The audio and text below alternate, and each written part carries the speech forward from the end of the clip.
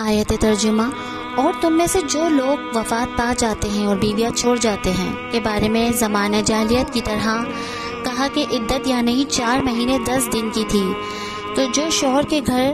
عورت کو گزارنی ضروری تھی۔ پھر اللہ تعالیٰ نے یہ آیت نازل کی: اور جو لوگ تم میں سے وفات پا جائیں اور بیویاں چھوڑ جائیں، ان کو چاہیے کہ اپنی بیویوں کے حق میں نفع اٹھانے کی وصیت کر جائیں کہ وہ 1 سال تک گھر سے نہ نکالی جائیں، لیکن اگر وہ خود نکل جائیں تو کوئی گناہ تم پر نہیں، اگر وہ دستور کے موافق اپنے لیے کوئی کام کرے۔ فرمایا کہ اللہ تعالیٰ نے عورت کے لیے 7 مہینے اور 20 دن کی وصیت کے قرار دیے ہیں